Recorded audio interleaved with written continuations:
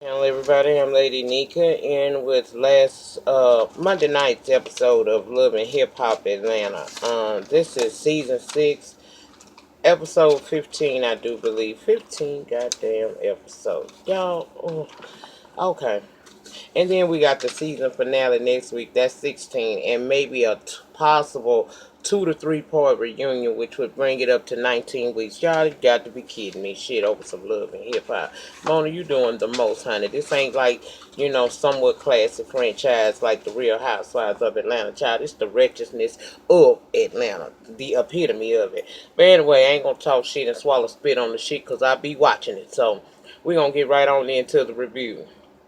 Now we picked up again on this episode right where we dropped off at, which is back down to the restaurant where Savannah, the other sister, I think her name is Sade or something like that, Stevie J and Jocelyn had met up with what was supposed to have been an apology dinner, but we all remember how that went to shits last week. So now this girl is outside and she is upset. Now the Savannah's outside. The other sister, I think her name, I'm gonna call her Sade. If it's wrong, y'all put it down in the panic and gather me, cause I don't know these girls' name. But she come out there to check on Savannah, asking her was she okay, and our girl says she all right. She a G, she can handle this. She don't expect. She just done. She not dealing with that girl no more. Period. She don't want to deal with Jocelyn. Jocelyn on some fuck shit, and she ain't here for it. Now, as they were talking, out comes Stevie J, which I was happy for, and Savannah was super. She told us that in the confessional that he had come out there to check on his children, opposed to staying out there talking, staying in there trying to reason with crazy. So basically he know Jocelyn dead ass wrong. And like I told y'all, it might seem like Stevie on some fuck shit with this woman because we see him on IG and all of that stuff. But the one thing we can say he about his kids. Now that I could 100% believe. So, they out there talking and stuff, and basically they come to the agreement it ain't gonna work with Jocelyn. Now let's go over to Kirk. Cause child, I'm so sick of these people right here. He going to meet up with his lawyer, right? They gonna kill me with this storyline. I swear they gonna kill me slow. He going to meet up with the lawyer, asking the man, I'm quite sure you're aware of what, been going on, what the streets are saying about myself, my wife, and this potential illegitimate child. The lawyer says, yeah, I heard, but I want to hear your side of the story. So Kirk gets into this. He met Shorty down to the club and he smashed. Now, I'm sorry. At 40 years old, I think that says a lot about you. Hold on, I gotta get this damn stool together. Okay, that says a lot about you. If you sitting up saying some shit about you smashed a woman that you met down to the club. Then a couple weeks later, she come to you talking about she, might be with child, and you done been in that thing all raw. So you begin to make payments to this woman, hush money, if you will, until you can figure out how to break this news to Rashida and also find out if this is actually something that you created. Now, there ain't never no perfect time for a man to come and tell his wife that he done cheated on her and that there may be a baby as a result thereof. So I don't know what the hell he was trying to sell, but I wasn't buying it in that scene. He also gets to talking about he wants to sue this girl, okay? He said he gonna go on and take the DNA test because lawyer was like, look, in order for you to prove liable, since you say she used your images and the images of your young son, Carter, as well as video images of you without your permission, we first need to establish paternity or lack thereof here. Kirk say he gonna take the DNA test. However, he's not going to go through what Jasmine is going through. He wants to get his own lawyer. That way there is no mix up because word on the curb is Jasmine and the guy Rod she's with now are nothing more than con artists. So he concerned about that. So that's why he wants to come in and he wants to establish, kind of protect Rashida's assets. So he say, uh, she can have everything. If a divorce was to happen, she have everything. She just gives him 2 years of management or maintenance or whatever the hell it was he was saying. Okay, he want to sue this girl, but he still. My thing is this, dude. You can eliminate 80% of this by simply determining whether or not this your child. What I got out of that meeting was he trying to basically almost say he think this might probably gonna be his baby, and perhaps if there's a divorce between him and Rashida, he can protect Rashida, and Rashida's assets just look out for him. So I'm gonna have I'm gonna go ahead on and put everything over in her name, and then me and her gonna cut a side deal if she decides she want to get out this marriage, if in fact this baby is mine. That seems like you going all the way around the block just to get back to point A, which is a paternity must be established. Child, I don't have time for Kirk. Okay, I'm not gonna lose my baby. This is my date with being coming up this Friday. My energy level low, and I refuse. I just will not do that with him. Okay. Talking about Jasmine and putting all his information out on the social media, so he want to sue her. Sue her for what? If you had to give her a place to stay, what she got? You want to sue her for the pole she danced on down to the club? Because that don't look like that. It look like something she got, and that ain't hers. So, whatever. Mm. Let me see where else we go. Next week meet up, we see Tommy. Okay. Now, Tommy says she ain't had time to be going on no girls trip to no Jamaica because she too enthralled in her production and distribution of her wine that she working on. In fact, today she is meeting up with Tammy to select a label for this wine because Tammy has perfect taste and she wants to see what Tammy and her can come up with. Okay, so when she get there, Tammy and her began to talk, and she's telling her about the girls' trip, how her and Dime was able to settle their differences and get an understanding, as well as Dime having to snatch up Treasure P for running her mouth recklessly down to the vacation over in Jamaica. She suggests that maybe Dime and Tommy should get together and have a conversation because Tommy was here for Dime yanking old girl up and say, well, you know what, Tammy?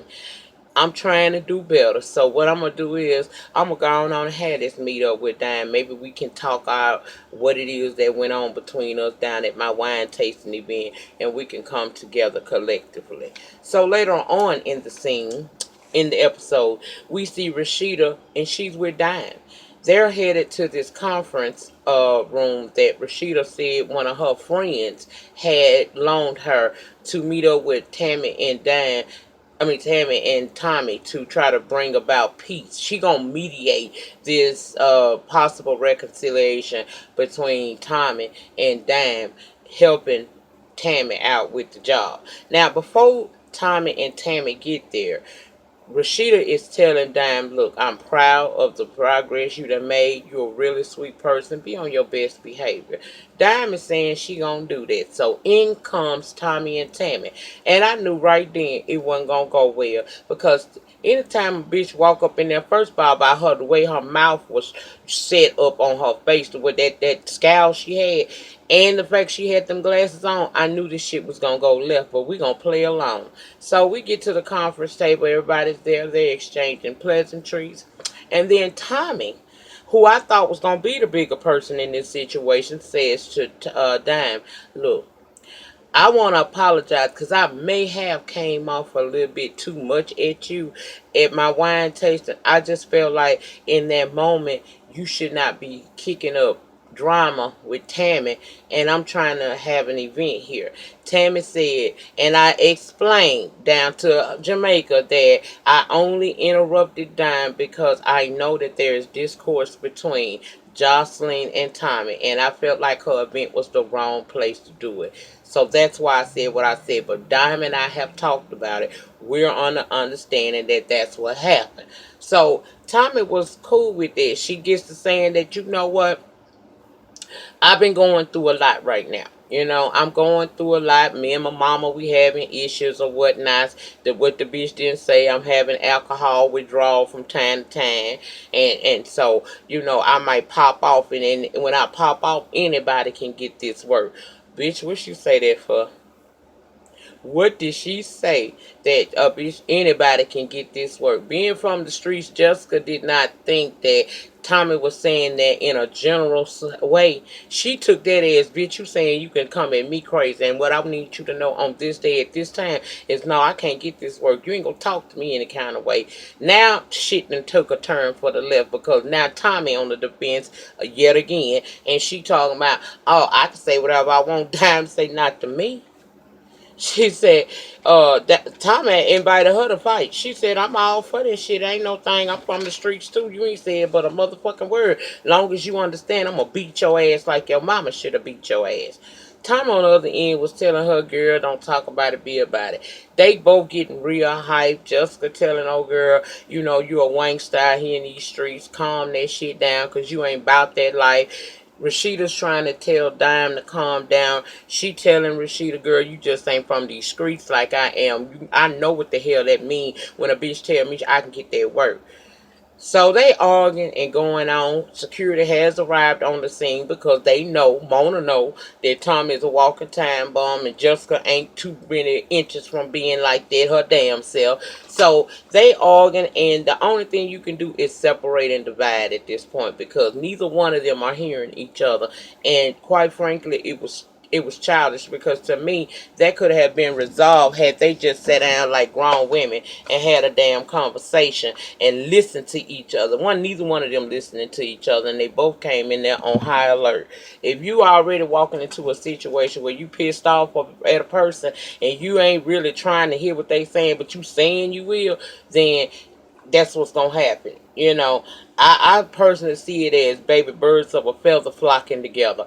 Only thing is Jessica is trying to elevate somewhat, whereas Tommy is remaining stagnant, doing the same shit she always do, ready to fight, which makes me not really be here for the whole scene, child. I ain't got time for that.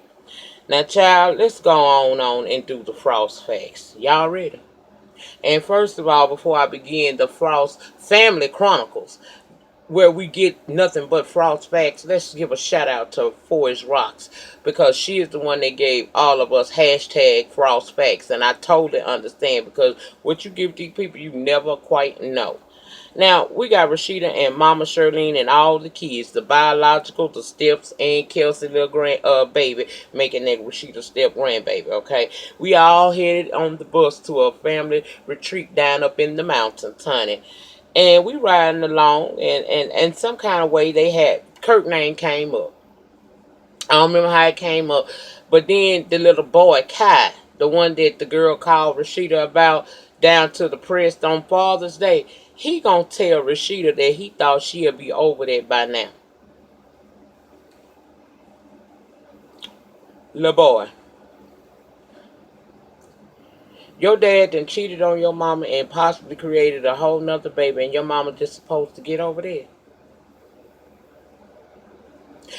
Child, okay, we gonna let that ride because that's a child, and y'all already be saying I be doing too much with Regine. So we gonna equate what he said in that moment to him just being immature and not realizing what the hell he expecting his mama to just do. Even though we understand he want his daddy back in the household, we gonna let him ride with what he just said because he too young. Now y'all know I can't fucking say what the hell I really want to say in this moment, so I'm expecting the love things to say it for me down in the panic. Don't y'all let me down. Y'all know I can't say a whole lot because I gotta protect the channel, but y'all can say it, and I'm giving you free reign in this comment on this video to go in however the hell you feel like going in, because I know somebody out there saw that shit on Monday and was like, little boy, big. Okay, moving along. We get up there, and before we get settled in good, Kirk has arrived looking at Rashida all crazy, and she like, oh, hell no. I'm trying to get away from him and all the drama of Atlanta, and here we go. Mr. Shiny Dick Extraordinaire representing himself right here at this time when we ain't trying to get here with him at this time. Child, come to find out, he the one set this whole trip up. Cause see, the kids had talked Rashida into it, all because Kirk had talked them into talking Rashida into it. So he come up there and we all sitting around, and basically what I got out of that, he brought her up there to present her with some damn separation papers, and I'm like, boy, whatever. Then he gonna try to make it seem like he doing it to protect Rashida assets and stuff. Now, even I was so glad that Kelsey realized this is a conversation we don't need to be had. Y'all don't need to have in front of these kids. We gonna take them upstairs, and she took all the youngins and they went on. And I was glad because it needed to be some adult time right then. And I knew that it was only gonna come in the form of Miss Shirlene because see, Rashida act like she's somewhat dumb to this situation, or it's a part of the storyline and her ass just can't play her role right. Because the bottom line is he she see through the bullshit. Miss Shirlene do. Kirk feeding Rashida bullshit. Child, do the DNA and eliminate a lot of the bullshit, the problems y'all having. She told him get the DNA and that's one problem down. He said, "Nah, you the one that want me to get the DNA to do that. But my main concern is making sure that these scammers don't get hold to nothing me and Rashida worked our asses off for." And I'm still looking at him like, are you retarded? Nigga, are you dumb? Child. This old dickhead piece of human feces gets on my absolute nerve. He got life and bullshit all the way mixed up. If you do the DNA and it's proven that that is not your kid, that's one problem on out the way. Okay? Now you still gonna have to deal with the fact that you cheated on your wife. But let's just be real for a moment here, family. Let's be real. This man has been in her life for 17 damn years. He got her when she was young, y'all. So her mindset is what he done made it to be, okay? I told y'all, to leave after that long amount of time, you're going to have a lot of pep talk with yourself. You're going to have to find your determination to get out. You're going to need a whole lot of prayer and a heaping of support to be able to do that. And I'm sorry, Rashida doesn't give me that right now. She don't give me that. And when I say this stuff, I'm saying this from a place of what I already know. Damn this review and this show. In order for a woman, after being with a man that goddamn long, to walk away, she gonna have that super level power strength to be able to do that. That's what it took for me, and I told y'all it was 5 years in the fucking making for me to even be able to walk away. And here I am 8 years later. I still sometimes feel like, did I make the right decision? And when she get real hard for me, it's not hard. It take a lot of prayer not to pick that phone up because I know that's an option that's still available to me. This girl don't have that in her to walk away from this man. She's not at her breaking point. She ain't at her breaking point, and we know she ain't gonna leave him even if this baby not his, or even if this baby is his, because right now this storyline we getting right here done been happen, and we still see them on the IG together. She not gonna leave this man because remember, this is the same man that took their newborn Carter and had DNA testing done on him. When in fact he was the motherfucker that was caught on camera down to Benzino's place in the hot tub with the random bitches kissing all over him. She didn't leave him after that. So him cheating on her and creating a new life, I don't think that's gonna be what's gonna make her leave. But she'll get there one day. And a lot of people be saying Miss Shirlene shouldn't get off on Kirk the way she do. And I'm gonna have to tell y'all I don't agree. I'm gonna tell you why I don't agree. Miss Shirlene know her daughter.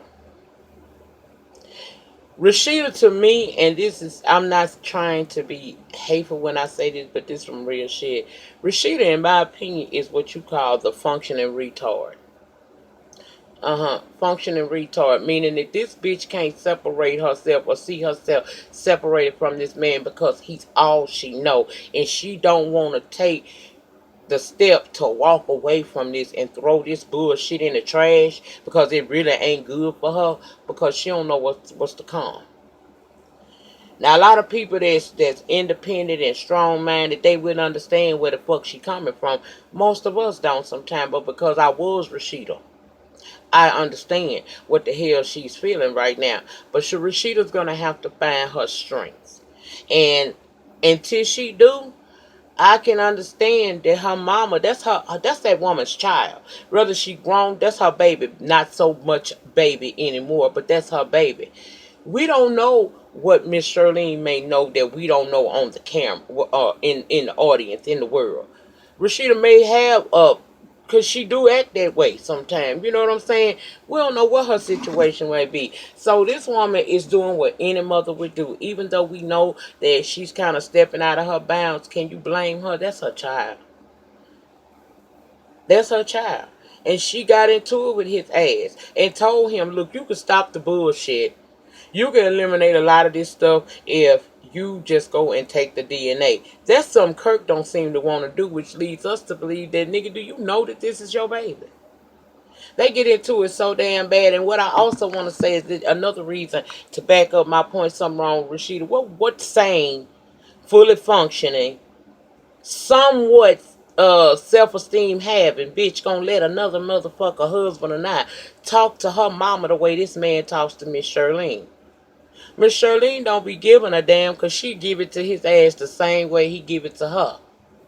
But this woman speaks out for her child because her child sits there like brr duh all the damn time and just make her look more and more foolish every time. He got up to walk away, child, because he called himself tired of talking about it. She telling him, look, you heard what I said. I have been in a marriage for 30 years. I know how this shit's supposed to go. If you really want to stop all of this problem, you could go get that DNA test. Stop trying to go all the way around the world to only have to return back to the DNA test, because that's what you're gonna have to return to, son. That's what you're gonna have to get returned to. So he gets up and walks off, but we see next week on the season finale that they continue this conversation. I guess we're gonna get a conclusion at the finale about this little meeting they had up at the cabin in the woods. I don't know. I just know that after 16 to motherfucking possibly 19 weeks of this shit, plus the months leading up to the season 6 premiere, we heard all this shit. I'm about tired of the Rashida, Kurt, Jasmine, Rod saga. And we can add Kiana ass in there too if we want to. I'm tired of hearing about this. This shit is starting to get on my absolute nerve because it's retarded, it's stupid, y'all. And we as viewers deserve better. This is ridiculousness at its best. That's what the hell this is. And that's all I have to say about them hoes. Now before I go, I want to talk about Savannah meeting up with Mimi. Now, Mimi tell us that Savannah had, she always had a good relationship with Stevie J Kids, so the girl welcome there anytime. She come there and tell about that meetup they had with Stevie and Jocelyn, where Jocelyn was supposed to be apologizing, but in the same breath began to turn on the waterworks and deflect all she had said off onto Stevie J, and the girl just wasn't here for it. She also tells Mimi, he even got an engagement ring from this fool. She said, look, I'm going to tell you right now. If he marry her, I'm back to Philly. I ain't come here. I ain't signed up for this bullshit. Mimi telling her, she gonna talk to Stevie to try to get some sense into him, and that she understands the disdain that that girl feels for Jocelyn. She share that same disdain for her. But don't go back to Philly because she's a good she's a good big sister to Eva, and Stevie really love her. Allow her a chance to go talk to Stevie to see if she can try to unspin this web that Jocelyn has spun on his ass, okay? So she meet up with Stevie. First, she let him know, look, the court people said the only way this restraining order is going to go through is I have to put Eva on the stand, and she has to say that there was some threat of physical harm to her or some actual physical harm that had happened to her. And so that's why we can't do that. She also mentions, I know about this little apology dinner y'all had and how bad it turned out. And Savannah also told me that Jocelyn propose to you. Now, Stevie, you know, he always slick and sly with the shit. He talking about that ain't nothing but a friendship ring, and he asked her, do she want one? And then we got to replay BH1's going back in the past to show us the times that Stevie J had then gave both of them girls a damn ring, and how Jocelyn had reacted to that shit. Stevie say Jocelyn crazy, and my thought is, if you know she crazy, then why you keep fucking with her and continue to bring her around your family? But anywho, he said he got something for Jocelyn, and I'm assuming that we gonna see that on next week's episode, the finale or whatever. Okay. Now, y'all, before I get up out of here, I wanted to address how I feel about Stevie J. Jocelyn and this situation with the kids and stuff. Okay. Now, Stevie J is not innocent in this situation. He ain't innocent by a long shot. Stevie J played on this girl's mind. Many episodes during the seasons that we've had of Love and Hip Hop, we've seen how he play mind games with her and make her think he gonna send her back to the strip club and all of this shit like that. They play horrible games with each other. Who do I blame most? Then I blame anybody else. I blame Jocelyn, because bitch, you grown, okay? At the end of the day, a person is only going to do to you what you allow them to do to you. And after 6 years of this, you should know better. However, what you say about his children in the heat of the moment is out of pocket. To accuse this man of having molested his own daughter, knowing that was a bald-faced lie, and to think that people supposed to give a damn about your apology and feel some sympathy for you is unreal. You cannot play victim, ma'am, when you the one that set this all of this in motion for yourself.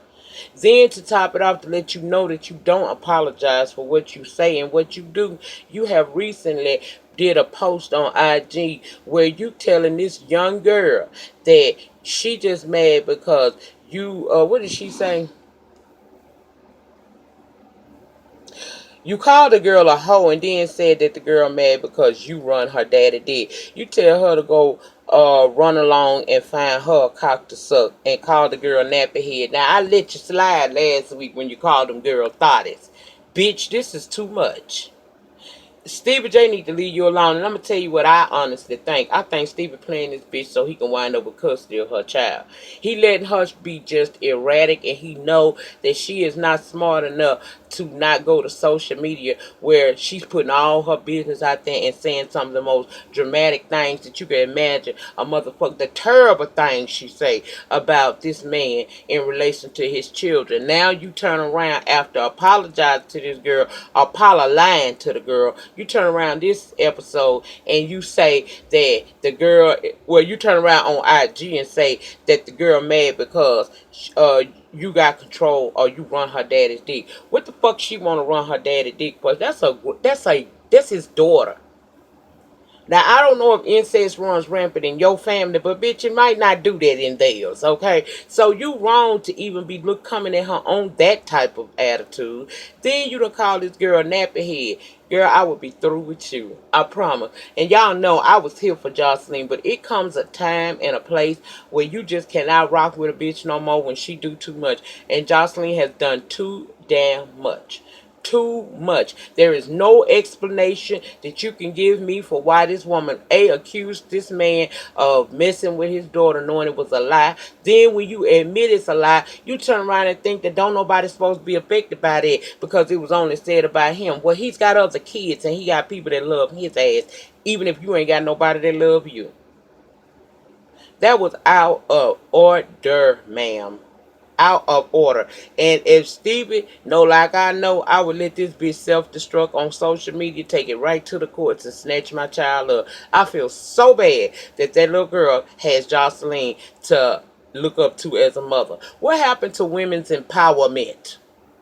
That shit went right out the door as soon as that baby was born. And last week I even tried to say maybe the girl got a little postpartum depression. Well, bitch, you need to do something about it because you burning bridges you ain't going to be able to get back, cross back over. And we all know what goes up must come down. And that's all I have to say about this review. Y'all get down in the panic and tell me your thoughts and opinions down there. I told y'all free reign on that little boy with his crazy ass because he got sense enough to know better. But because I am who I am, and I'm trying to keep things all kosher down here. I can't really go the fuck off. I'm in good standings with YouTube, and I'm planning on staying that way. So, y'all say what the hell y'all want to say down there. Try to keep it respectful with each other. Please do. Y'all remember the depth of your struggle will always determine the height of your success. In the meantime, in between time, please remember to rate this video, comment down in the panty section, subscribe to the channel if you have not, and share the video wherever it is that you share videos at. And I'll see you guys back for the have and have nots. Peace.